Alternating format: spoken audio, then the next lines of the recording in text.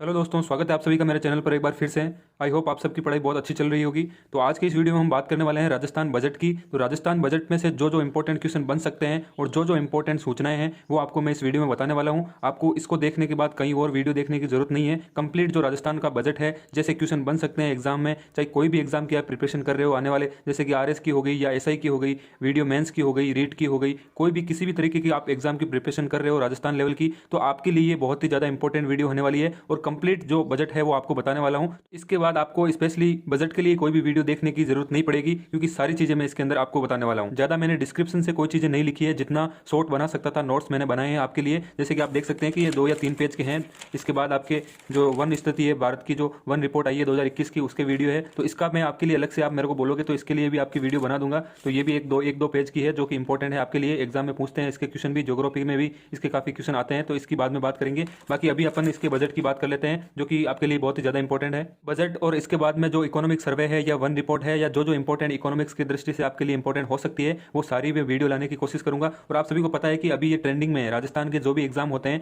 उनके अंदर economic survey हो गया या बजट हो गया, तो इसके अंदर से काफी अच्छे क्वेश्चन आते हैं। जैसे पॉलिटी हो गई, ये 2-3 चीजें हैं जो कि अभी कोर हो गई है, तो हर एक एग्जाम में इसके अंदर से क्वेश्चन पूछे जाते हैं। जरूरी हो गया है कि आपकी ये चीजें स्ट्रांग होनी चाहिए। सेकंड थिंग, इसके अंदर मैं बता देता हूं आपको, इसकी पीडीएफ में आपको नहीं दूंगा। उसका रीजन ये है कि मैंने जो अच्छे से नोट्स बनाए हैं, मैंने खुद ने अच्छी मेहनत करके आपके लिए नोट्स बनाए हैं, तो मैं भी चाहता हूं कि थोड़ी बहुत आप भी परेशानी उठाएं। पीडीएफ में दे दूंगा, लेकिन उसका ये होगा कि आप पीडीएफ को रख लोगे और उसको पढ़ोगे भी नहीं। ये मेरे को पता है, ये मेरे साथ भी हो चुका है। ऐसी कई चीजें अपन पीडीएफ ले लेते हैं, फिर बाद में ये सोचते हैं कि यार पीडीएफ राजस्थान बजट की तो पढ़ी है, मैं कभी भी पढ़ लूंगा, और अपन बाद में इसको टाइम भी नहीं देते हैं उतना। राजस्थान जैसे कि एग्जाम आ गया, तो एग्जाम के 4-5 दिन पहले अपन एक बार ऐसे ही पीडीएफ देख लेते हैं, जो कि ज्यादा इफेक्टिव नहीं रहती है मेरे ख्याल से। और एग्जाम में बैठते हैं तो फिर क्वेश्चन देखते हैं तो यार मैंने पढ़ा तो था, याद याद क्यों नहीं आ रहा। ऐसी चीजें इसलिए होती है क्योंकि अपन पीडीएफ को एक बार 2 बार पढ़ के चले जाते हैं, जो ज्यादा इफेक्टिव नहीं रहती है। इसलिए मेरा कहना यह है कि आप इसके नोट्स बनाओ, 1-2 बार इसको आप लिखोगे, जैसे आप मेरे से सुनोगे, इसके बाद आप खुद राइट डाउन करोगे, इसके बाद आप एक बार रिवीजन करोगे, तो आधी से ज्यादा चीजें तो आपकी ऐसे ही अच्छी हो जाएगी। और एग्जाम टाइम में 1-2 बार और रिवीजन कर लोगे तो एकदम परफेक्ट आपकी सारी चीजें याद हो जाएगी और एग्जाम में आप अच्छा स्कोर कर पाओगे। तो पीडीएफ नहीं देने का मेरा यही रीजन है। और इसके बाद जैसे एग्जाम टाइम में मैं जरूर शायद इसकी पीडीएफ डाल दूंगा, लेकिन अभी इसकी कोई पीडीएफ नहीं मिलेगी आपको। तो चलिए वीडियो को स्टार्ट करते हैं। राजस्थान का जो पहला बजट है वो 4 अप्रैल 1952 को नाथुराम मिर्जा द्वारा पेश किया गया था। तो ये छोटी सी बेसिक चीज है आपके लिए। और अशोक गहलोत ने ही जेंडर बजट हो गया, कृषि बजट हो गया और पेपरलेस बजट हो गया, ये तीनों ही बजट अशोक गहलोत ने ही पेश किए हैं। तो ये भी इंपॉर्टेंट है, कई बार एग्जाम में पूछ भी लेते हैं, वीडियो या पुलिस के कोई भी एग्जाम हो। राजस्व घाटा है जो 23,488 करोड़ 56 लाख हुआ है इस बार, तो ये भी आपके लिए इंपॉर्टेंट है, याद रखना है आपको। नेक्स्ट है इसके अंदर राजकोषीय घाटा है, जो कितना है 58,211 करोड़ और 25 लाख, जो कि सकल राज्य घरेलू उत्पाद का जीडीपी जो होती है उसका 4.36% है। तो ये भी आपको इंपॉर्टेंट है, आपके लिए याद रखना है। और जो ये आंकड़े हैं, तो ऐसी चीजें हैं जो मैं आपकी इकोनॉमिक सर्वे जब मैं आपके लिए वीडियो लेके आऊंगा उसके अंदर और अच्छे से इसके अंदर बात कर लेंगे। जो भी प्रति व्यक्ति आय होती है, राजस्व घाटा राज्य का कितना प्रतिशत है, जो स्टेट जो देश का कितना प्रतिशत रहा है इस बार, कितना वृद्धि हुई है, तो ये सारी चीजें हैं जो इकोनॉमिक सर्वे में अच्छे से पढ़ी जा सकती है। इसलिए मैंने यहाँ पर ज्यादा इसका डिस्कशन नहीं किया है बजट में। तो बजट की अपन छोटी छोटी चीजें ही इसके अंदर पढ़ेंगे, बाकी इकोनॉमिक सर्वे को जब अच्छे से पढ़ेंगे उसमें सारी चीजें और मैं इसके अंदर इंक्लूड कर दूंगा। नेक्स्ट चलते हैं प्रमुख घोषणाओं पर। तो इंदिरा गांधी जो शहरी योजना है इस बार चालू की गई है, और शहरी क्षेत्र में इसके अंदर 100 दिनों का रोजगार मिलेगा। तो पहले आपने देखा होगा जो मनरेगा है वो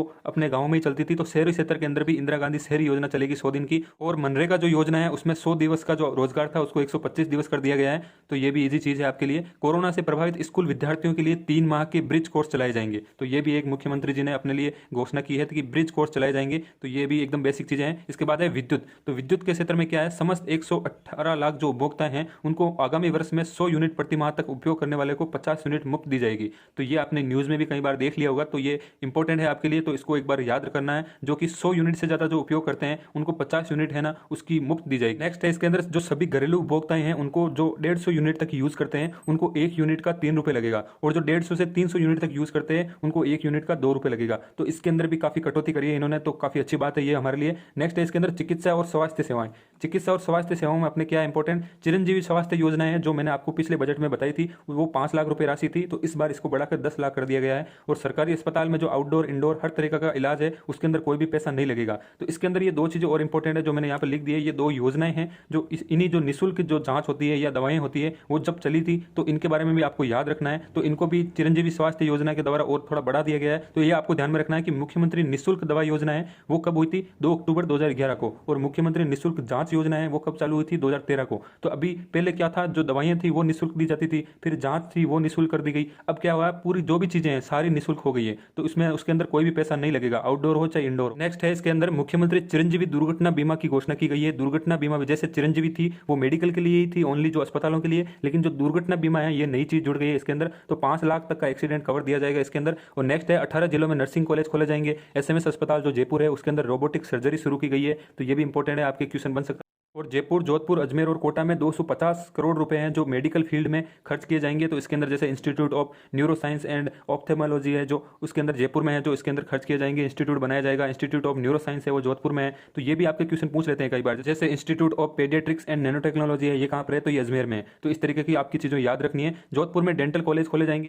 आयुर्वेद महाविद्यालय है वो चूरू तारानगर में बनाया जाएगा। और नेक्स्ट है 1000 उप स्वास्थ्य केंद्र में से जो 50 उप स्वास्थ्य केंद्र है उनके अंदर 100 नए पीएचसी खुलेंगे, पब्लिक हेल्थ सेंटर खुलेंगे इसके अंदर, तो ये भी इंपॉर्टेंट है। और स्टेट रोड सेफ्टी इंस्टीट्यूट है, तो ये भी आपके लिए इंपॉर्टेंट है, एक बार इसको याद कर लेना है, जयपुर के अंदर ये इंस्टीट्यूट खुलेगा। नेक्स्ट है राजस्थान पब्लिक ट्रांसपोर्ट अथॉरिटी का गठन किया जाएगा इस बार बजट के तहत। और स्टेट रोड सेफ्टी इंस्टीट्यूट द्वारा पायलट प्रोजेक्ट के तहत जो मैंने आपको बताया था, तो इंस्टीट्यूट जो खोला जाएगा उसके अंदर पायलट प्रोजेक्ट है, उसके तहत NH48, NH448, NH25, NH11, NH52 विकसित किया जाएगा। तो ये भी आपके लिए काफी इंपॉर्टेंट है, इनको याद रखना है। जो NH के जो नाम है जो हाईवे के वो आपको इंपॉर्टेंट है, जो पायलट प्रोजेक्ट के तहत कौन कौन से विकसित किए जाएंगे, तो ये कई बार पूछा जाता है। नेक्स्ट है इसके अंदर शिक्षा क्षेत्र और खेल क्षेत्र में अपन देख लेते हैं। इसमें जैसे 3800 सेकेंडरी स्कूल को हाई सेकेंडरी में बदला जाएगा। तो नेक्स्ट है इसके अंदर रेगिस्तानी जिले हैं जो 12 जिले हैं उनके अंदर 200 नए प्राइमरी स्कूल खोले जाएंगे। एजुकेशन हब बनाया जाएगा जयपुर को, और मेडिकल हब जो है आपको पता है जोधपुर है। और 19 जिलों में 36 गर्ल्स कॉलेज खोले जाएंगे, तो ये भी आपको याद रखना है। 2013 में स्थापित मौलाना आजाद विश्वविद्यालय जोधपुर में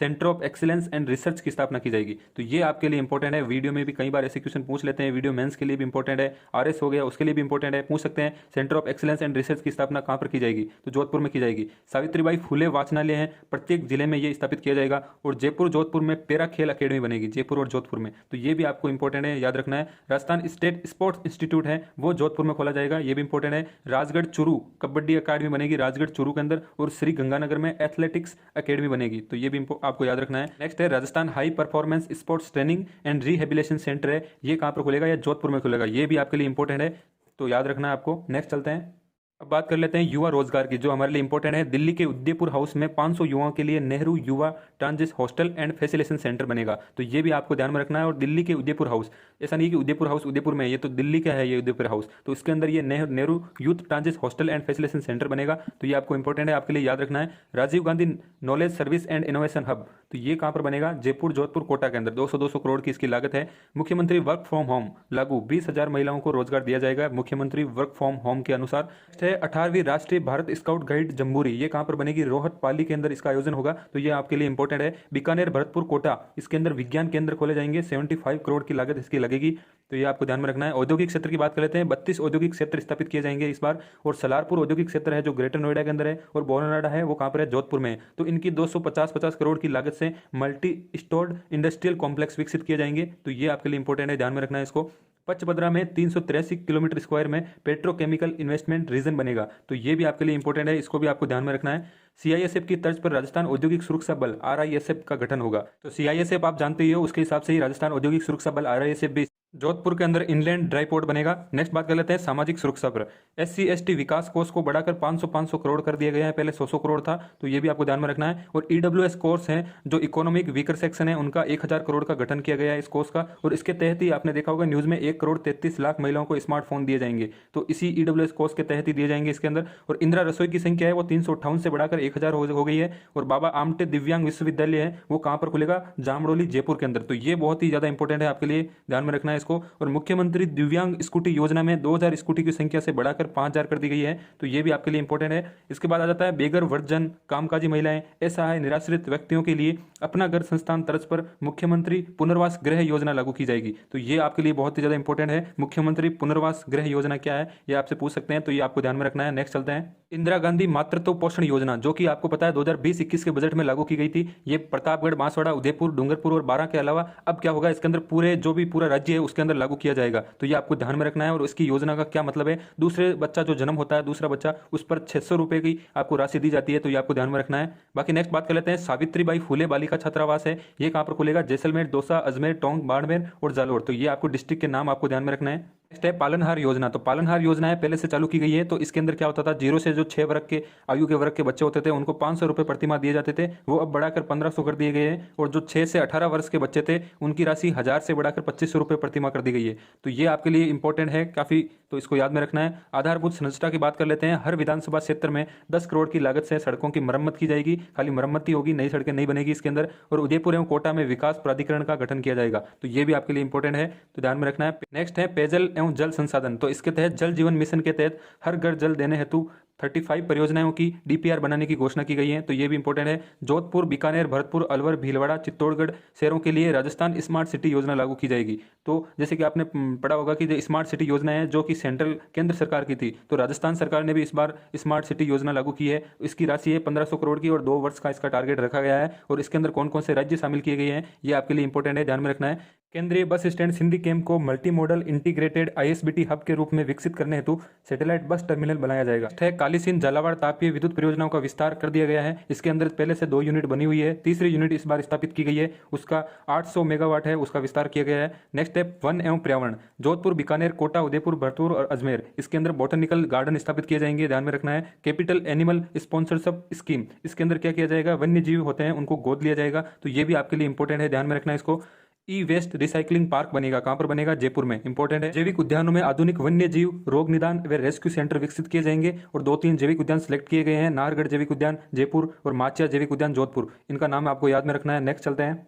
पर्यटन विकास कोष की राशि है वो 500 से 1000 करोड़ बढ़ा दी गई है, तो ये ध्यान में रखना है। वागड़ टूरिस्ट सर्किट है, ये कहां पर बनेगा, डूंगरपुर और बांसवाड़ा में, तो ये आपके लिए इंपॉर्टेंट है। राजीव गांधी सेंट्रल पार्क का निर्माण किया जाएगा सवाई माधोपुर में। और त्रिनेत्र गणेश मंदिर है, रामेश्वर महादेव मंदिर है और बूंदी मंदिर है, इन तीनों मंदिर में रोपवे की डीपीआर तैयार की जाएगी, रिपोर्ट तैयार की जाएगी, तो ये भी आपको ध्यान में रखना है तीनों।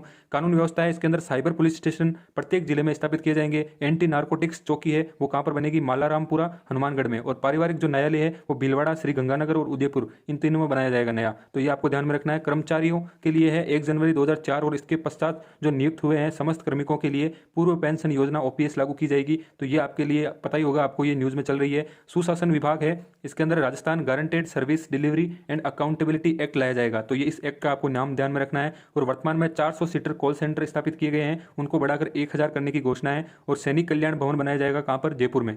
नेक्स्ट बात करते हैं कृषि और पशु के लिए। तो कृषि और पशु गणना, आपको पता है कि इस बार जो नया कृषि बजट पेश किया गया है वो आपके लिए ज्यादा इंपॉर्टेंट है और उसके अंदर से काफी अच्छे क्वेश्चन बनेंगे, तो मैं कोशिश करूंगा आपके लिए नया कृषि बजट का वीडियो लाने की। आप मेरे को बता देना कमेंट में अगर चाहिए तो। इसमें बजट में आपको बेसिक चीजें मैं बता देता हूं कृषि के लिए। मुख्यमंत्री कृषक साथी योजना है, ये काफी पुरानी योजना है की राशि है जो अभी क्या किया है, इसको 2000 से 5000 रुपए कर दिया गया है, तो ये भी इंपॉर्टेंट है आपके लिए। मिनी फूड पार्क है वो कहां पर स्थापित किए जाएंगे, ये सारे डिस्ट्रिक्ट के जो नाम है आपको ध्यान में रखना है। और मिनी एग्रो पार्क है, ये कहां पर बनेगा, टोंक में। और पशुपालक प्रशिक्षण संस्थान है, ये नाथद्वारा राजसमंद में बनाया जाएगा। और कृषि विज्ञान केंद्र है, ये देवली टोंक के अंदर बनेगा। ये छोटे छोटे बेसिक क्वेश्चन होते हैं, काफी एग्जाम में पूछे जाते हैं। और मिल्क प्रोसेसिंग प्लांट है, ये कहां पर बनेगा, राजसमंद के अंदर, 30 करोड़ इसकी लागत है।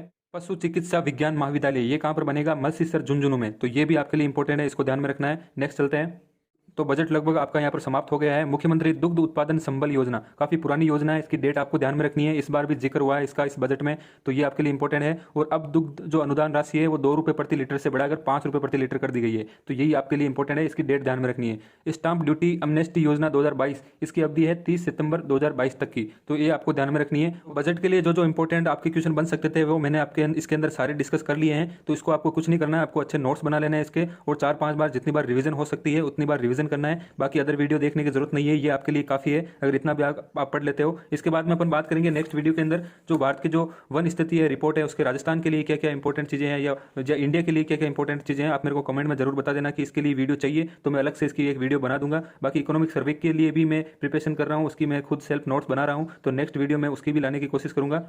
तो वीडियो को यहीं पर समाप्त करते हैं। बाकी जो आपके डाउट है तो आपके कमेंट सेक्शन में मेरे को बता सकते हो, कैसी आपको वीडियो लगी है ये भी आप मेरे को जरूर शेयर करना। Thank you so much for watching and best of luck.